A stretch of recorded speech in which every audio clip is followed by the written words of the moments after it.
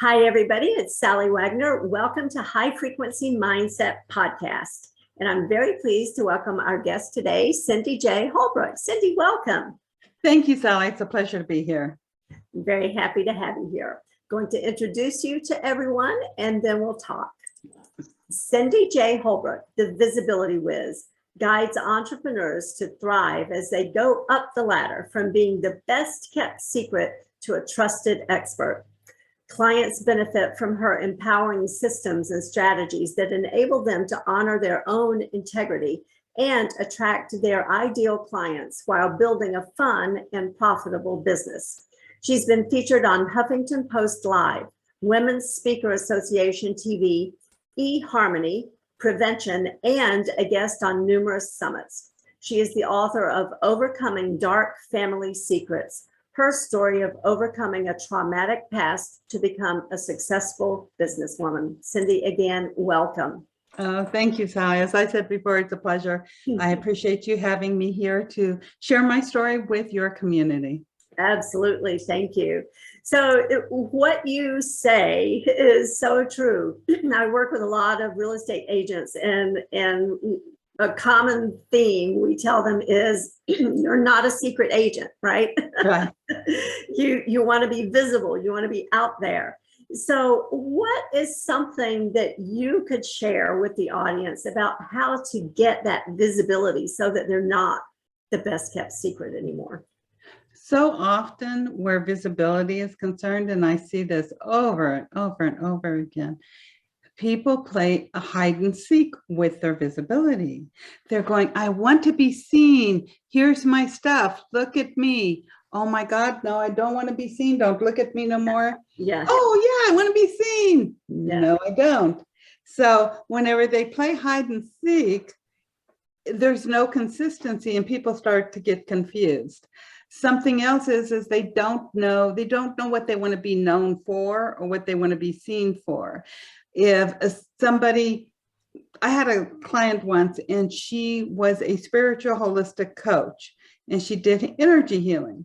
And because nobody was paying attention to her social media posts or anything about that, she started sharing her pictures because she takes amazing pictures of nature. And she was like, why am I not getting any clients? I'm like, the people that like your pictures are not your ideal clients. So you can be fully visible and get a lot of traction and not have it show up in profits. Because you need to know who you're speaking to and what you stand for. I had a website back in 2007 that I was getting 20,000 visitors a month to, and I was making less than 200 a month on it. Wow. So and it was because I wasn't clear on my message. And at that time, all I was doing was trying to sell other people's stuff. So it was a mix match of like thousands of products that didn't have one common theme, and except for personal development, but then it was just too broad. So being visible in of itself isn't enough. You need to show up authentically, and you need to know what it is you want to be known for. I think everybody should have some sort of tagline that goes with who they are. Because if you meet me at a conference and I say, hey, I'm Cindy J, the Visibility Whiz, you may not remember the Cindy J, but the Visibility Whiz is going to stick with you. Yeah. So if you Google the Visibility Whiz, you're going to find me all over the place. Mm-hmm. So this is a part of being seen. I know I want to be seen. If you are looking for visibility, I want you to find me. And that is what's very important, is knowing exactly what you want to be found for and knowing exactly who you want to find you. Because if your target market is single moms of toddlers and you're attracting a whole bunch of senior citizens, you're not going to be getting much work. Right. I've seen people who like really their target market was stay-at-home moms, and they were trying to use LinkedIn. LinkedIn's not the best place to find stay-at-home moms. Yeah. And so it's all really, there's a lot of connection. What I like to do is help people get what I call outrageous confidence to be authentically who they are, and to create strategies or to utilize strategies that fit their personality, their beliefs, and their values. Because if you're trying to do something you don't enjoy or it goes against your grain, you're not going to do a good job at it. Right. So what do you think is the cause for all that mixed messaging? You know, you started out saying people are like, see me, look at me, don't look at me. So there's that mixed message. There's that confusion about what my message is, who I want to attract, and why. What do you think is the cause of that? Well, first of all, it's like the knowing your exact message. I think that the biggest challenge or problem there is simply a lot of people want to help everybody, and so they're not speaking concise message, and they really need some sort of a coach to help them clarify that message, because that's just a messaging problem. Now, as far as strategies are concerned, which is getting visible and getting in front of your ideal clients, is I have a saying, every strategy will work for the right person at the right time with the right mindset. Because when I started coaching years ago, my first mentor always told me that you can only grow your business as fast as you grow yourself. So, you know, he was my second coach. But I know I was utilizing him the same time I was utilizing Mary Allen. Mary Allen, she's known as America's Inner Peace Coach. But whenever I found her, she was doing a lot of business coaching. And so I started working with her. And I contribute a lot of my success to how she helped me grow personally. And it had nothing to do, a lot of it had nothing to do with my business. It had to do with overcoming my traumatic past. Yeah. It had to So when you have these things in your mind, and they can be, some things can be really minimal. So then you're like, you sort of like whenever people diet, you know, they get all geared up. Yes, I'm going to do this. I'm going to do this.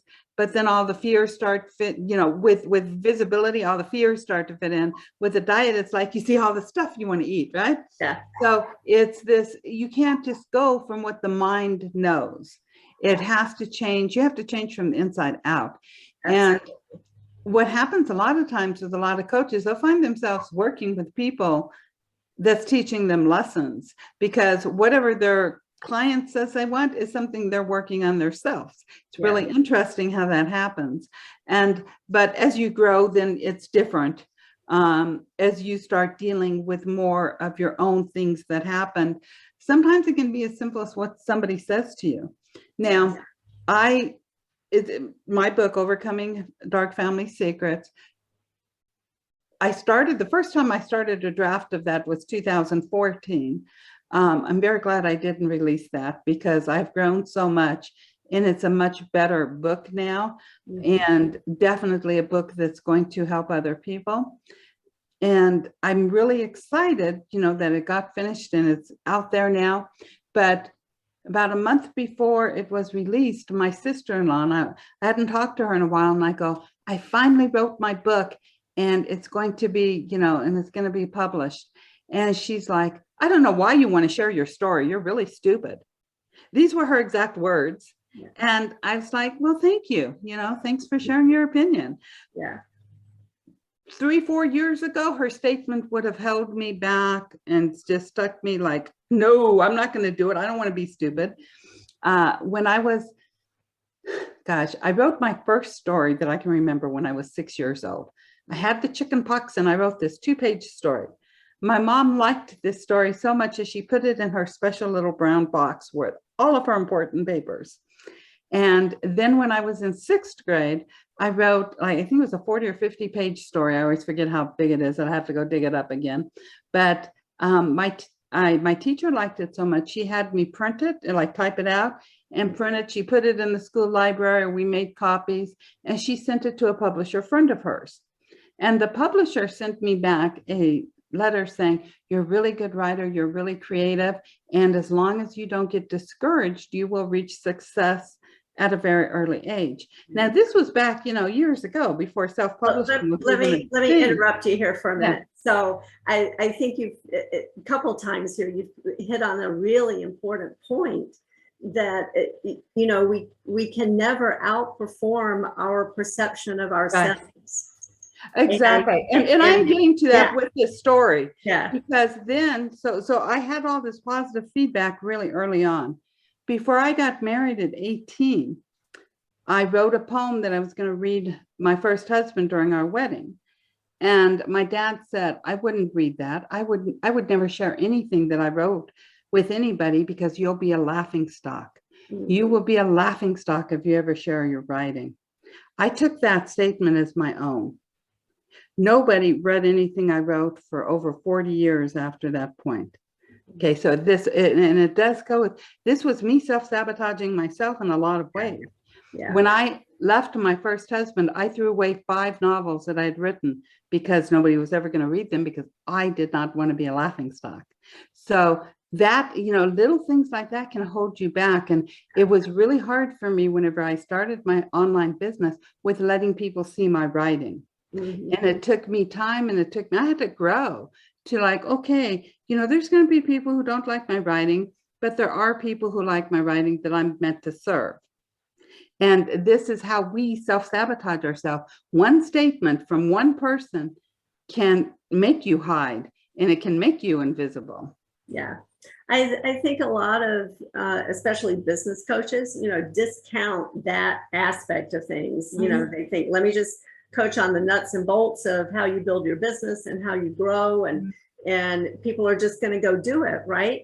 And yet we have those limiting beliefs and decisions that have come to us from childhood experiences. They get reinforced by family and friends and all that kind of stuff, that it's going to hold us back in business and in every part of our lives until we heal ourselves from those. Yes.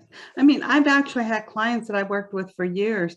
I gave them all the strategies, and they were doing all the strategies. And I can't tell you, I have seen this with so many people. They do the strategies. Well, this isn't working. I need to go find something else. I'm going to follow John. I'm going to follow Mary. I'm going to follow Sue. And they work. They work very, very hard at all these strategies. And they're like, why isn't it working? Yeah. And they don't want to look inside. Like I think one of the best things ever with psychology is the saboteur, our self-sabotaging. People's like, how do we self-sabotage ourselves? We're not doing it on purpose.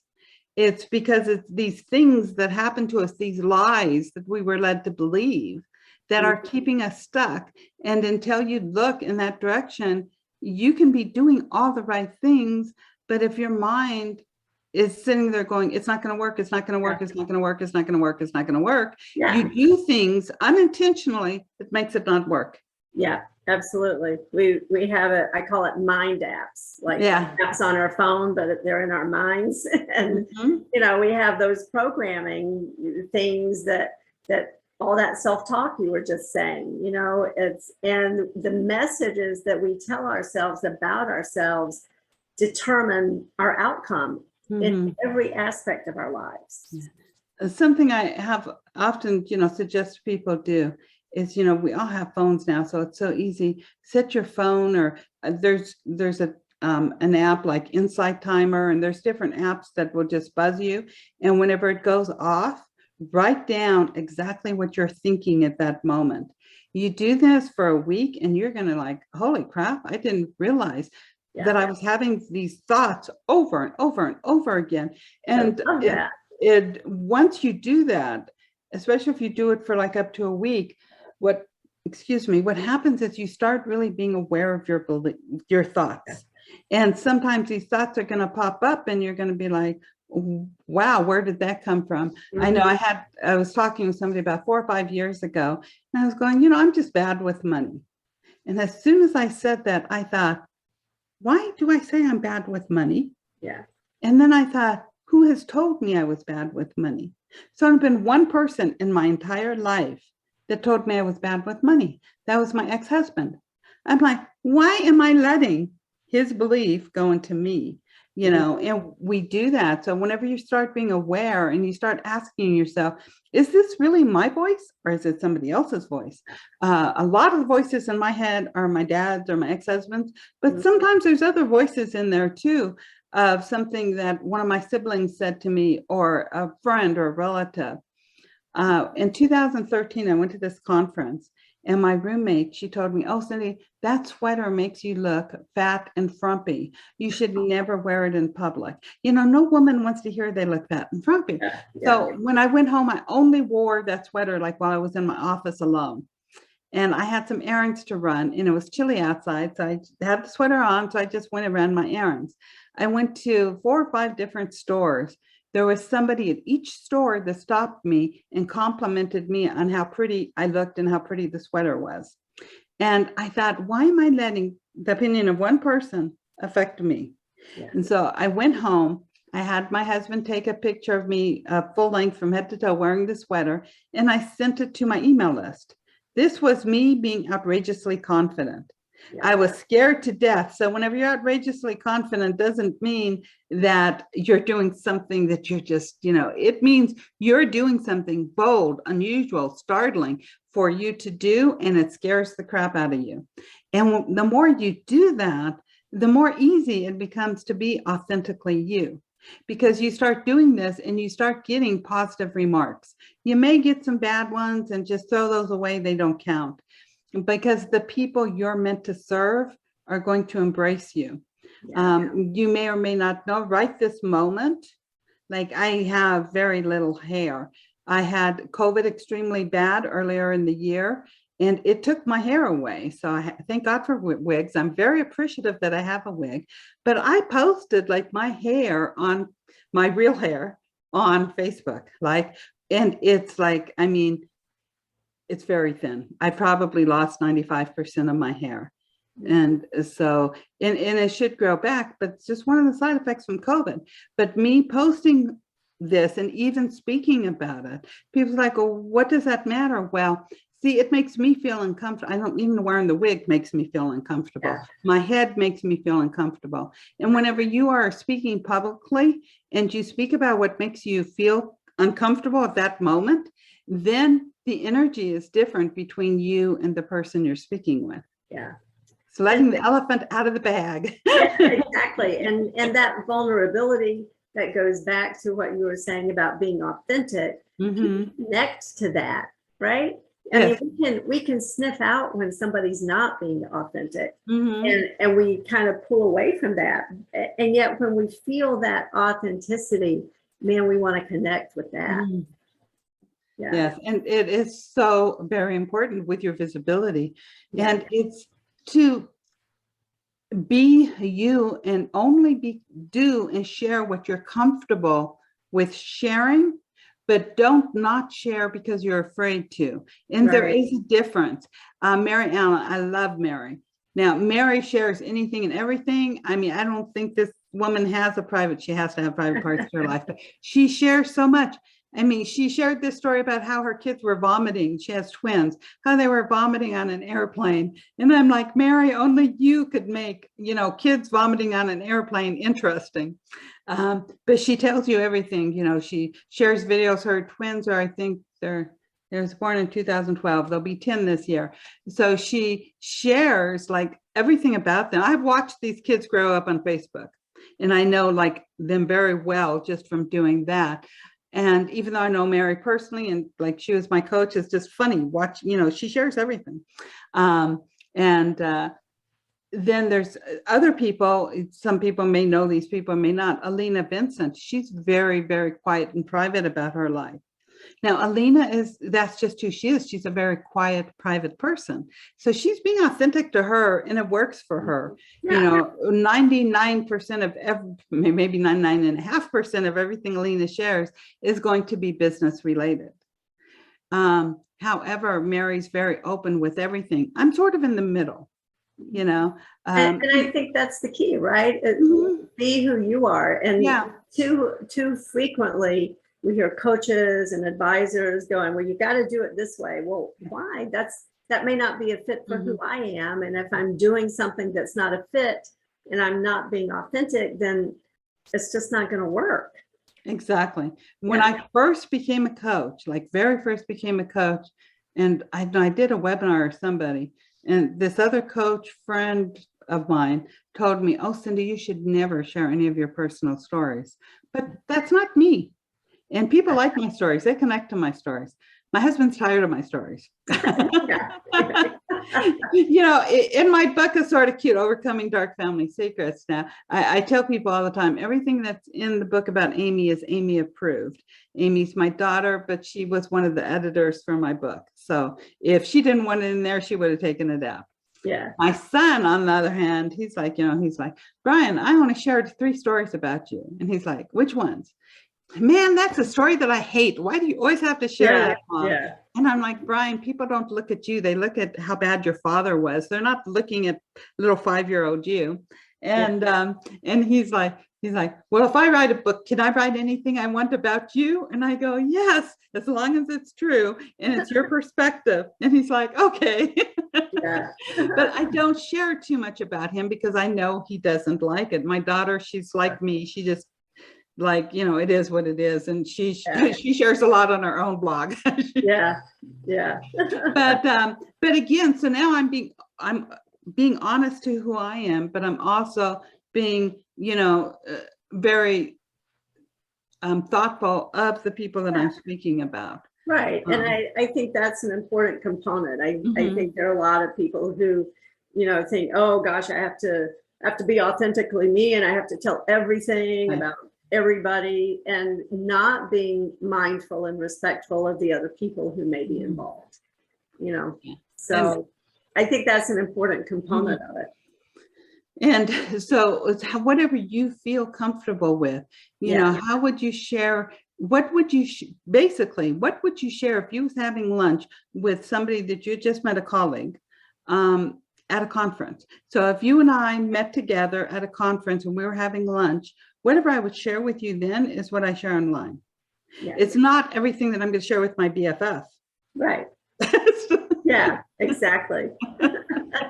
Exactly. I mean, we want the right kind of visibility for the right reasons, right? Right. Exactly. We want to be pornographic about what we're disclosing and sharing with people.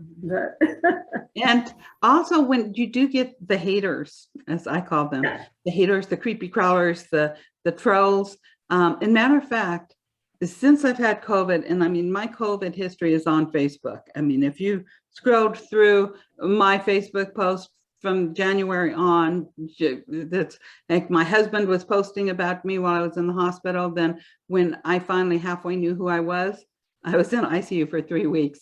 I started posting, but it was just sort of funny, that, and I know, to me, having the prayers and the loving healing energy that was sent to me by so much of my Facebook community and by my colleagues, by, I know a lot of people who had their whole churches praying for me. I really believe that's what helped me heal, but it was also like my positive mindset during this process. But I shared a lot of my struggles. And again, I have been told this year more than any other time in my life, from tons of people, how they love my authenticity, like sharing my hair, or, just everything about COVID, because it wasn't a fun experience, but it was my experience.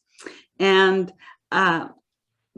somebody sent me an email I sent out an email to my list, and somebody sent me an email, and I read this like 11 o'clock at night, and it said, "You are the most unauthentic person I know."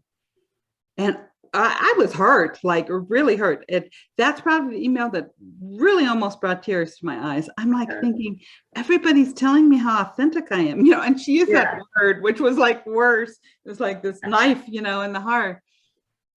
And so then I checked my email provider, and she never unsubscribed from my list. And I'm like thinking, why is this? Because I sat there, should I write her back? Should I not? Should I, And so then I checked my email list. And I'm like, she did not even unsubscribe from my list.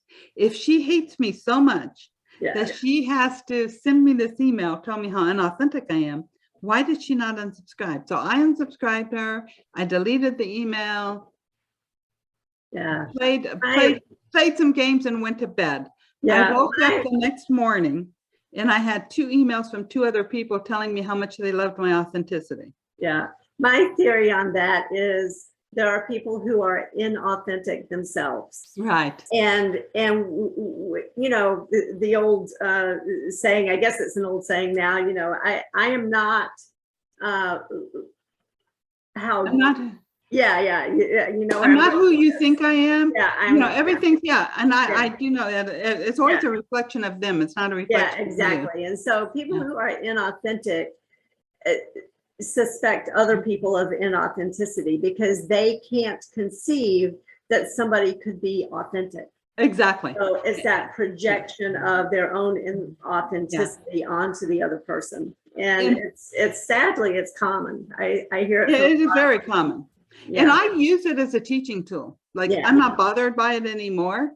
When I share, because I share like a lot of my things, but when I first started coaching, I was a divorce coach.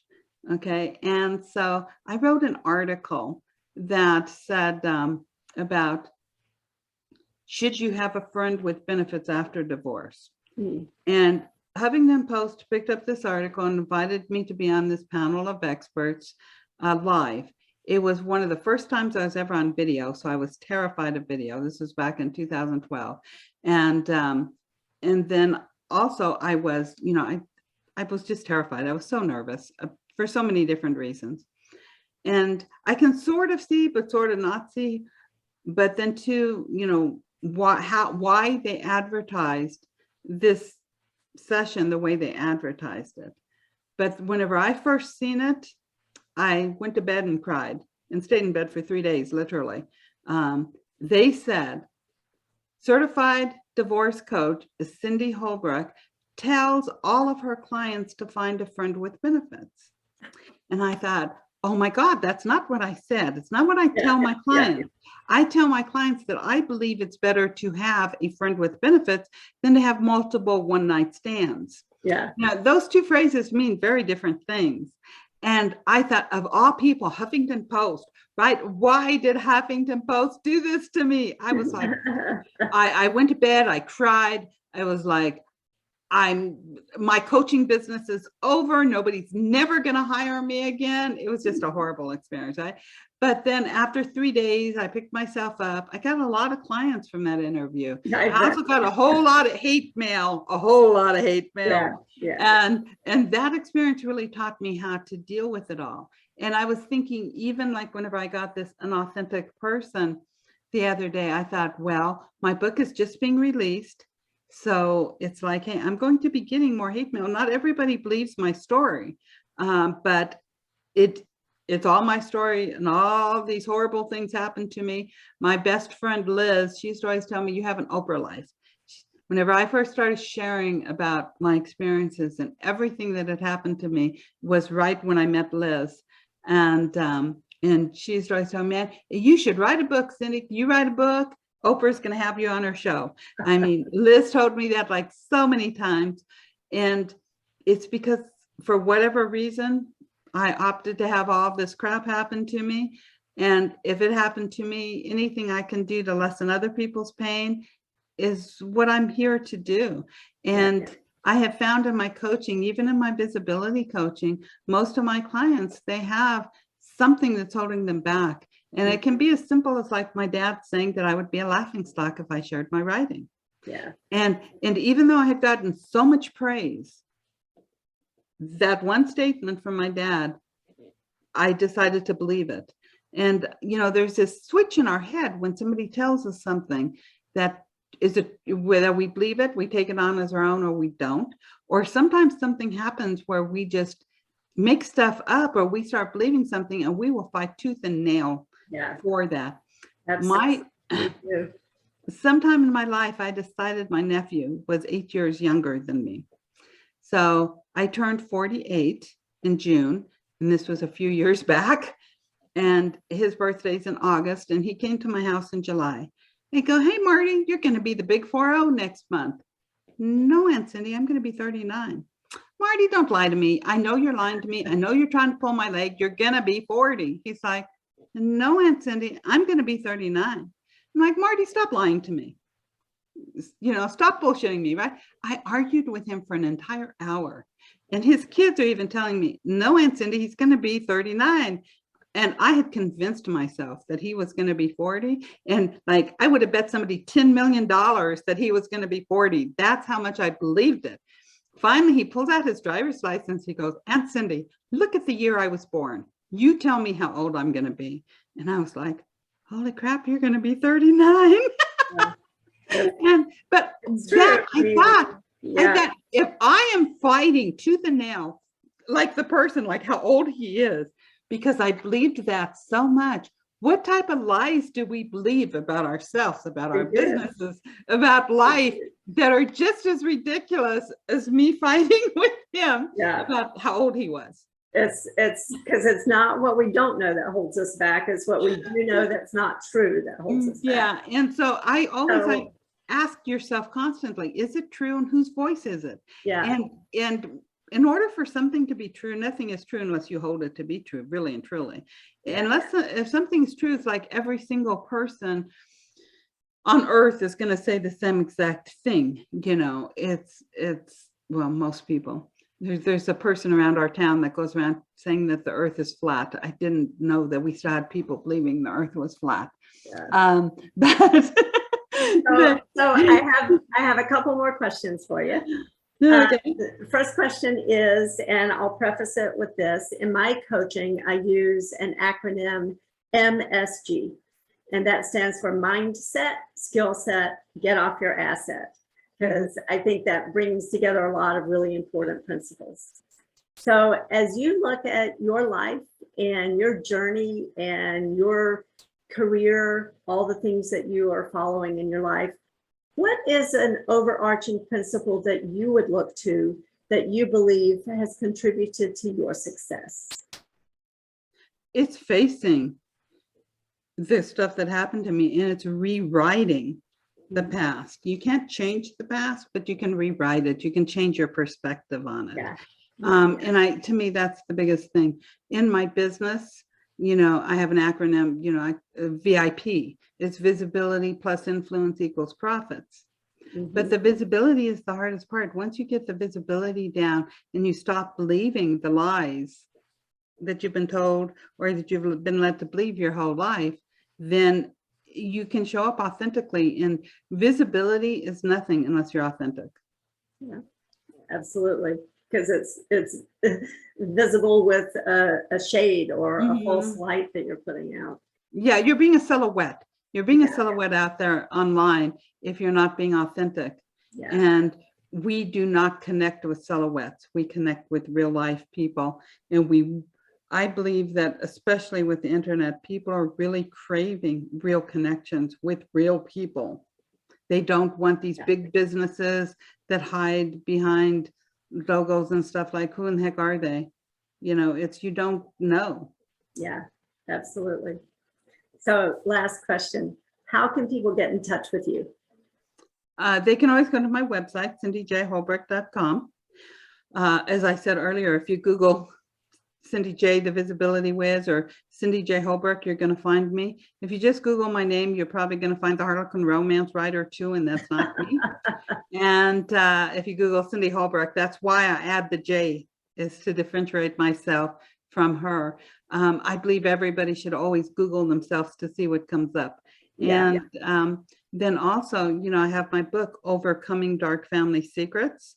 And you can, it's on my website, but also you could just go to overcomingdarkfamilysecrets.com if you want to look and see what it's about and purchase it. Awesome. So everybody make sure you check the show notes. All of that information will be there so that you can reach out to Cindy and get more information, and absolutely do check out her book. That's fabulous.